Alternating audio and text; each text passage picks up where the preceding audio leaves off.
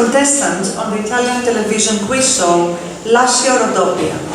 Answering with impressive ease a series of questions on mushroom identification, Kate was gratified to receive the final 5 million lire prize, a sum sufficient, as rumor had it, to purchase a piano for his home at Stony Point and a Volkswagen pass for the Merck Cunningham Dance Company.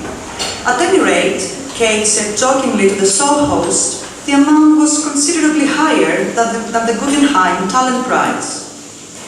Kate participated in 5 consecutive episodes, and the show offered him a double stage to demonstrate his expertise in mycology and present the Milanese audience with the latest developments in experimental composition. Before entering the answering booth, Kate performed a series of his short pieces. Among them, Water Walk, specifically composed the same year for solo television performance, premiered on Lascio Rodopia on the 5th of February. The local press followed Kate's swift ascendance to television fame closely, paying equal attention to his amusing, if baffling performances and his physical appearance. Mr. John Cates, futuristic music composer and mycologist, a crossbreed between a baseball player and a marine, with Gary Cooper legs, an odd character. It would be another year before Cates appeared on television, this time bringing his Water Walk back home. On the 24th of February 1960, TV presenter Gary Moore welcomed the composer to the set of I've Got a Secret.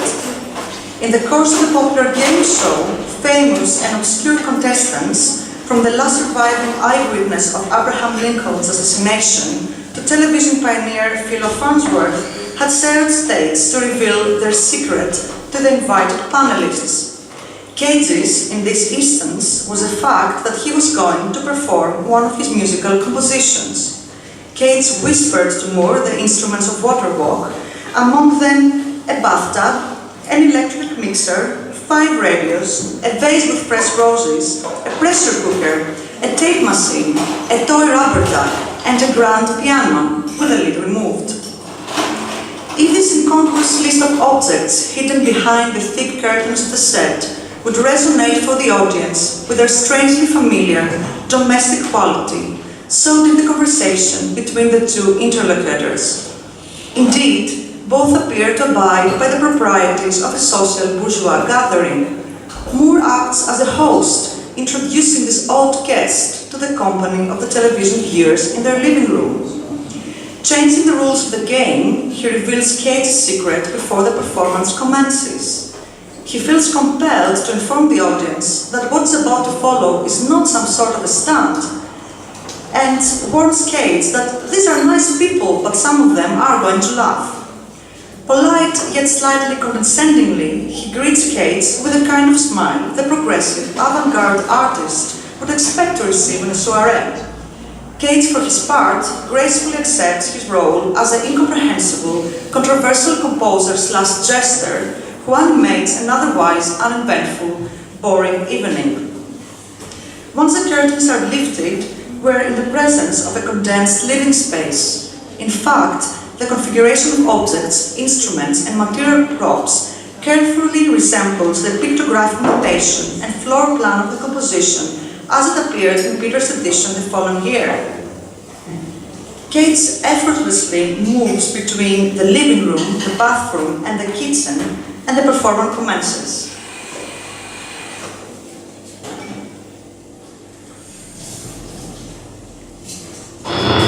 John Cage and Water Walk.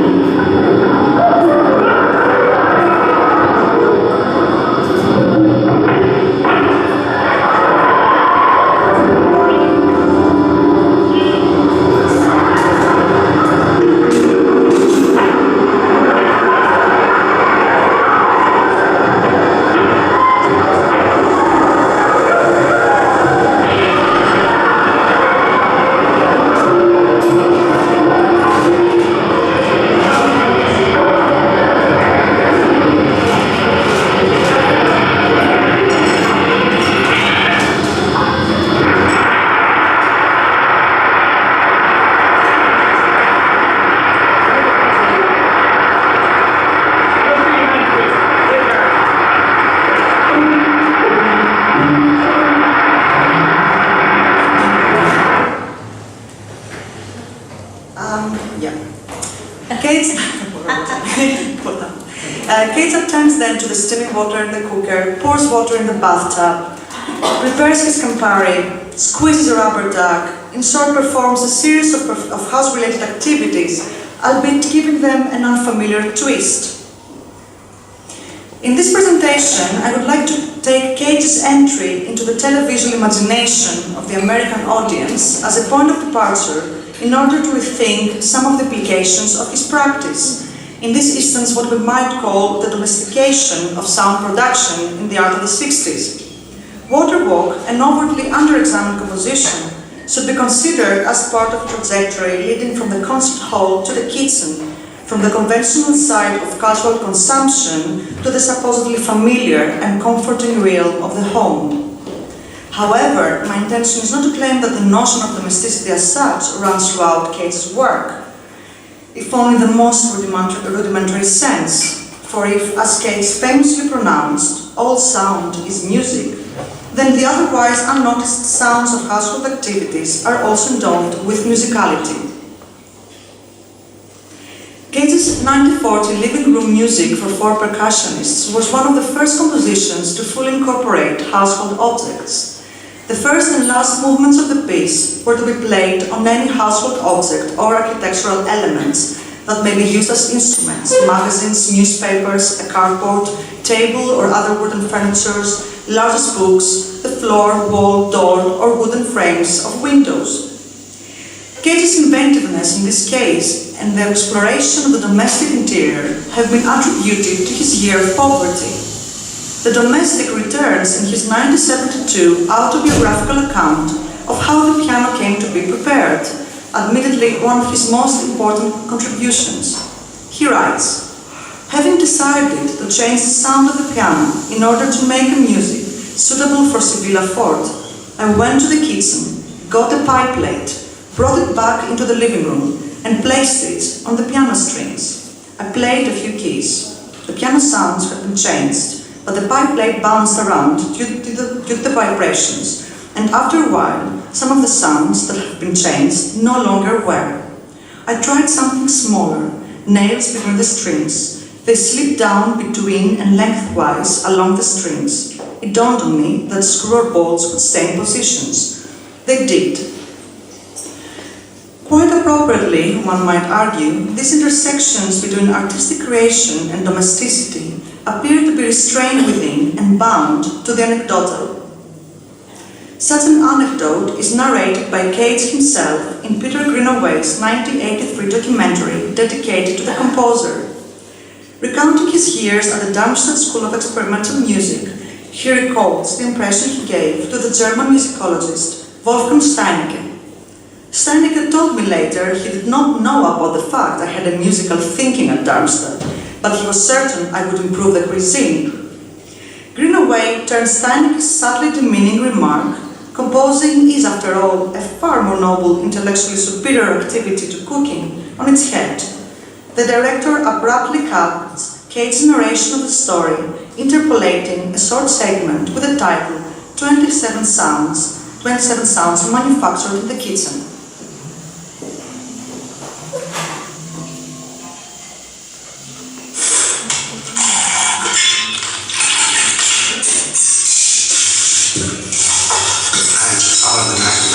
And I'm grateful to Yoko Ono and John Lennon. They've been for many years following Macrobiotic.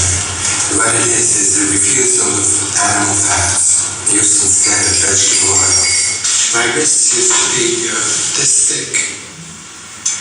I couldn't have lifted this cup 9 years ago. And within 1 week of the changed diet, I had no further need for aspirin. I had been taking 12 aspirin a day for 15 years at the advice of fine doctors. I spent two days, I would say, in shock at the notion of not eating butter again. She super used to say, "Don't take the diet too seriously."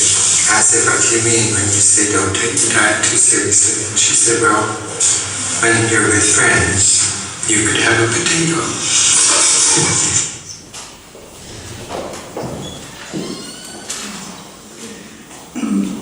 This filmic exposition of the sonic landscape of the kitchen, the director's attentive observation of the hand and of the impermanent gestures surrounding housework activities is stylistically close to the recording of Waterwalk, with the difference that this is not a carefully choreographed, mathematically precise performance of predetermined gestures. Waterwalk, I would like to argue, carries next to Cage's most influential silent piece equally significant implications for the art of the 60s, particularly for the international Fluxus collective. It puts forth an alternate mode of aesthetic experience and artistic labor than that suggested in 4 minutes 33 seconds, written in 1952. In one of the most salient readings of Cage's work, Caroline Jones suggests that he provided the means for a critique of the abstract expressionist ego.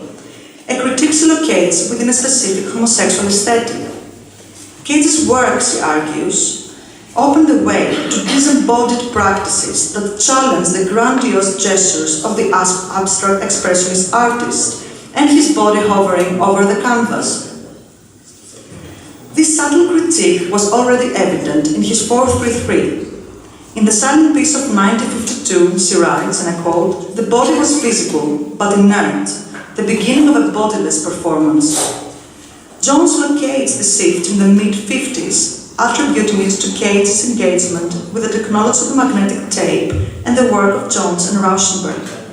Technology ensured the removal of the body from performance. It was, as he writes, a mechanistic antidote to ego. In the work of Jones and Rauschenberg, the male body becomes the absent referent, implied but never figured. It is only at the end of his career, in his watercolors and prints, that Cage, Jones contends, returns to bodily gesture, that is, to the making of objects that bear the imprint of the brush on the hand. Waterwalk appears then as a deviation from Cage's bodiless aesthetics. To be sure, listening to the piece brings about a distinctly different experience to seeing it performed. With the laughter of the audience and the performer's body removed, the piece acquires an unsettling, almost menacing quality. This is the sonic landscape of a home inhabited by sounds, not bodies. It is, however, precisely the public staging of the piece, the annotation for solo television performer on the score, that brings the corporeal into visibility. Surrounded by props and household objects, Cage demonstrates the process of domestic sound production. In this sense, the piece exemplifies a quite unusual amalgamation of artistic pedagogy and mass entertainment. For here we have a composer at the edge of time, working through and with television, the quintessential technology of the home in the 60s. Within the duration of 4 minutes, Cage brings into sharp relief what Andreas Huysman calls the great divide between modernism and mass culture, between autonomous artistic production and heteronomous mass consumption. More importantly for our context, this is gender divide. Modernism, Huysman contends, construes mass culture as its other, inferior and feminine. And it is not only the context of the performance, the institutional settings of mass media, but the content itself, demonstrating ways of doing things in the kitchen and at home that is destined to the supposedly inferior realm of the feminine and the domestic. Waterwalk suggests then a different way of thinking around the concept of artistic gesture and of the body of the artist. It opens the way to an intensive study in gesture by Fluxus artists, and to what sociologist Richard Sennett calls modes of knowledge gained in the hand. The water in Waterwalk is in this sense significant. Douglas Kahn writes with respect to Cage's piece Water Music, written the same year as 4 minutes 33 seconds. 1952, after Jackson Pollock stopped dripping, John Cage started pouring. Kant brings attention to the fact that water exemplified for the composer the notion of a decentered subjectivity. And indeed, aquatic tropes run also throughout the work of Fluxus artists like George Brecht, Miyako Shiomi and Thomas Smith. The mundane gesture of dripping or pouring water recurs in the early performative practices of the group and constitutes the antipode of the expressionist, painterly gesture of dripping. However, with the exception of Japanese artist Shigeko Kubota,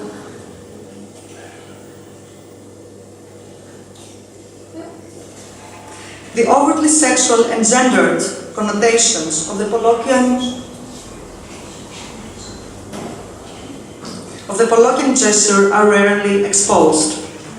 Rather, the tedious, introvert, or vaudevillian quality of dripping or pouring water in fluxus should be understood in the context of the group's programmatic renunciation of authorship.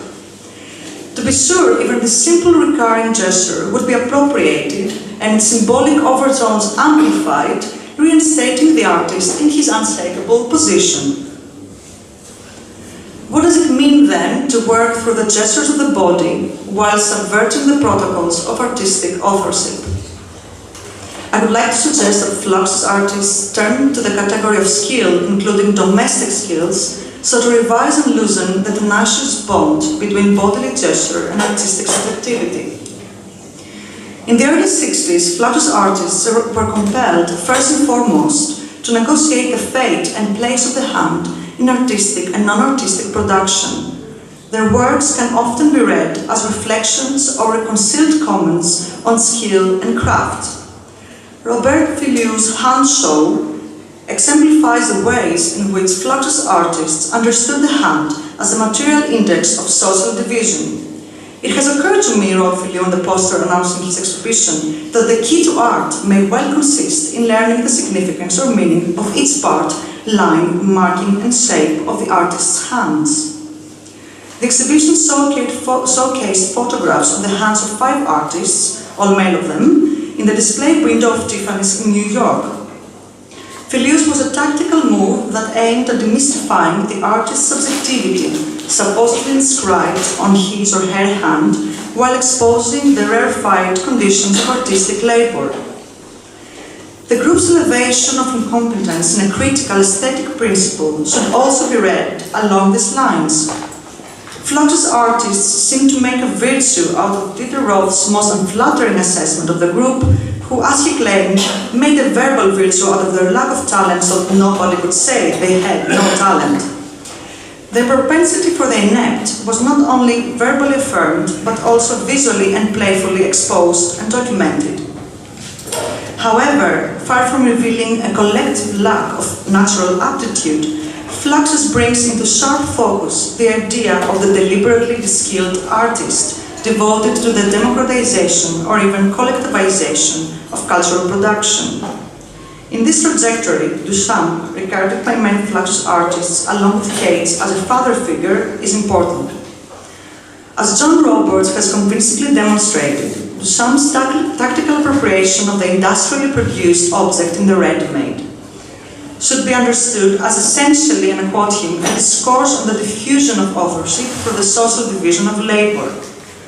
That is, the ready-made as the end product of a process of de-skilling not only questions what Robert calls the metaphysics of the artist's hand, but also evidences the alignment between artistic and productive labor. Fluxus artists transposed the Duchampian lessons from the realm of industrial objects to that of human action in all its mundane manifestations. In Fluxus, the instruction-based, standardized gestures of everyday life, from the workplace to the kitchen, become the prime matter of artistic exploration. Through their performative practices, Fluxus artists negotiate the conditions of productive and domestic labor in the 60s. Such exploration is not exhausted to the activities of the self-proclaimed leader of the group, George McCunas, who, as Dumet persuasively demonstrates, conceived Fluxus in the image of the multinational tailorized workplace. Rather, it is often evident in the very structure of Fluxus works, particularly in the so-called event scores. Consisting of simple written instructions to be performed, the event score came out of Cage's course in experimental composition. As with many of his compositions after 433, the emphasis was on the verbal rather than pictographic or musical notation of the performance. Such works reflected through their structure the still prevalent mode of production at the time, Taylorism. Braverman's influential study of the labor process, published in 1974, was one of the first to document the ways in which Taylorism effectively resulted in a total loss of skill from the factory to the office space. Propagating time and movement efficiency, it devised ways of breaking down the process involved in the making of a single product. A series of guidelines given by an office manager to a clerical worker, as reproduced in Braverman's book, could be easily misconstrued for an event score. It reads: get up from chair, sit down in chair, turn in swivel chair, move in chair to adjoining desk or file. Similarly, action in Flux performances, as in Cage's Water Walk, is punctuated by the linguistic registers of the event score, by myriads of verbs that denote finite motions of the hands, the feet, the ears, the eyes. Start, place, fill, slam, drink. Free of symbolism and dramatic expression, this appropriation of the gestures of others evidenced the artist's self-induced dissolution, their alliance turned identification with the non-artist, the blue and white collar worker, the handyman, and the housewife. Fluxus appealed, I would suggest, among others, to the woman as a housewife and to her crude consumer skills. The instruction-based, recipe-like event scores often require from the user to assemble an array of gendered objects and props traditionally associated with feminine labor. The reenactment of gestural routines was also intricately linked to the lessons of Cagean pedagogy. Fluxus events, writes Kristen Stiles, and I quote, constitute concerts of the quotidian, the music of action, animating things. The strange coupling between the kitchen and the concert hall recurs in one of the most popular Fluxus pieces, Alison Knowles' Make a Salad of 1962, that was performed regularly in Fluxus concerts. Offering a glimpse into their shared domestic life, Dick Higgins writes of his fellow artist and wife. It is perhaps a devastating thing, this handmade, craftsman's-like monster called a Beethoven string quartet, viewed by a woman at home making a salad. Isn't a salad maybe as worthwhile as a string quartet? Fluxus artists often return to the material and sensory sides of the home, so to explore the ways in which they form part of a deeper social imaginary. In Fluxus works like Brecht's Sing, it is a physical dwelling that conditions with its presence the subject. In event scores like Higgins' Danger Music No. 15, the subject reconstructs his or her living context through the intentional reenactment of embodied habitual activities. If in their early, highly publicized concerts, the group managed to shock the bourgeois sensibilities of the European public, their intervention in the unseen realm of everyday routines was equally significant, if much subtler. For if performed privately, Fluxus event scores, like the above, reveal the home as a site of constant renegotiation between subject and domestic objects, skill, gesture, and identity. Skill and gesture act here as mediums through which the performer can test out her selfhood. They cause momentary dislocations, disrupting the subject's self-conception of identity, including gender and class. They produce fluid and transient identities in flux. In the work of more politically oriented Fluxus artists like Wolf Ostel, the event score furthermore provided an ideal format to explore the shifting boundaries between the private and the public realm and the home as a site of subversive action. To take an example, his action Morning Glory, performed in 1963, reaches a cooking recipe for everyday resistance against the hegemonic presence of print media at home. Domestic skills and household objects become the weapons of the politically engaged male artist. This, however, is not the side of the commune.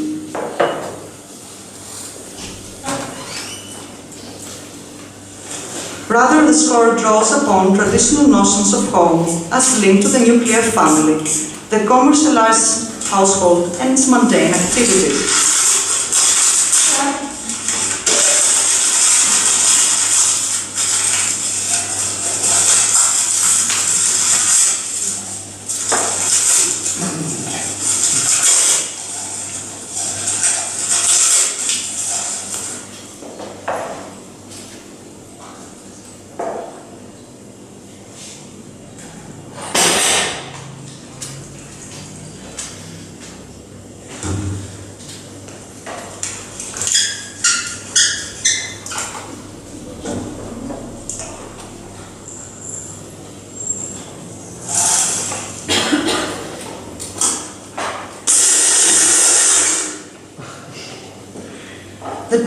self-disobedience that it engenders resonates and is confined within the bounds of a conventional dwelling. It is the body, however, and its inoperative, household-related gestures that push the boundaries of domesticity. Introducing everyday material and extra-aesthetic gestures into the realm of artistic production, Fluxus artists challenge the modernist adherence to medium specificity in the post-war years. Their intermediate tactics transgressed not only the demarcation lines between artistic genres, but also between fixed, culturally constructed identities. It was the appropriation of mundane, embodied, and daily repeated gestures that ultimately challenged the boundaries between the artist, the worker, and the housewife. Fluxus encourages us to rethink identity as bound to what Judith Butler calls a stylized repetition of acts and of bodily gestures. I have been arguing that Cage's departure from the concert hall is important in this trajectory.